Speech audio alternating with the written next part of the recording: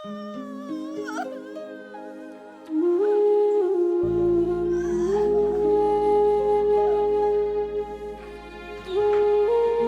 जिल्लानि सिङाव थानाय थिथागुरिनि सेलब्रेशन फाउन्डेशन रिहेबिलिटेशन सेन्टाराव सेप्तेम्बर दाननि 30 अक्ट'आव थैना थांनाय रिपुल गयारिनि थार बिजिरनाय हास्थायदों।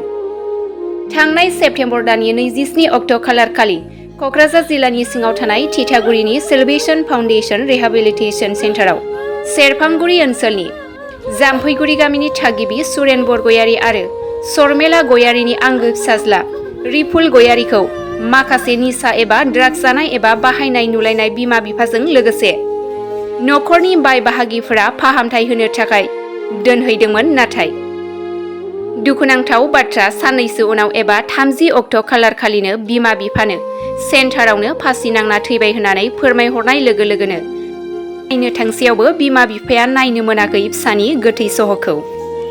लोगोसे गोबाव सम बारलांबाबो मोनाखै फिसानि पस्टमर्टमनि रिपर्टखौ।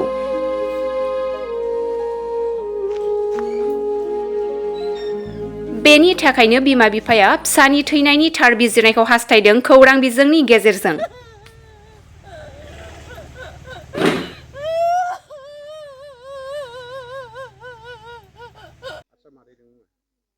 आंनि फिसाखौ आङो 27 थारिख मोनाबिलि समाव रिहाब सेन्टाराव दोनहैदोंमोन।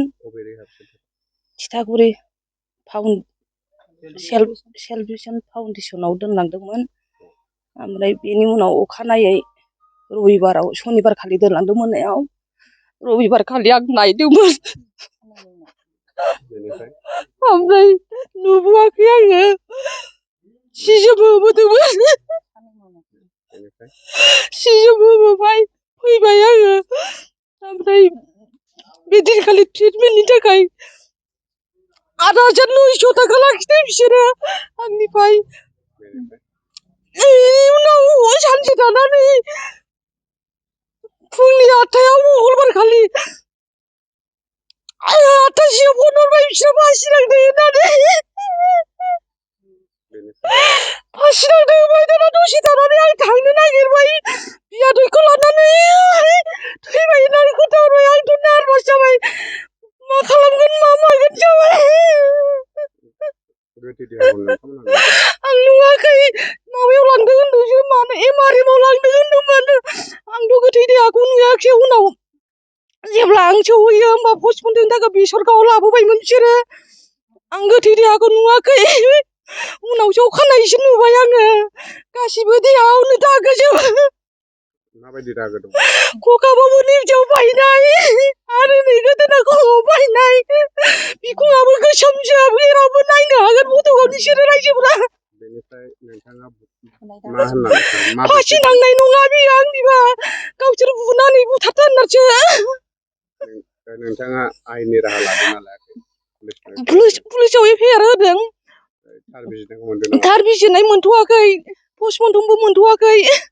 पस्टमर्टेमनि रिपर्टखौ मोनाखै दाबो? मोनथ'वाखै। दा नोंथाङा मा लुबैयो? आं न्यायखौ लुबैयो। बेनिफ्राय प्रसासनखौ मा खावलायहरगोन? प्रसासना थार बिजिरनायखौ नागिरो जेन आंनि फिसानि थाखाय, बेखौल' नागिरो आङो। फिसानि मुङा मा? फिसानि मुङा रिपुल गयारि। डिसेम्बर 4 थारिख मोनबा 20 बोसोर फुरा जानानै 21आव हाबसिगौमोन।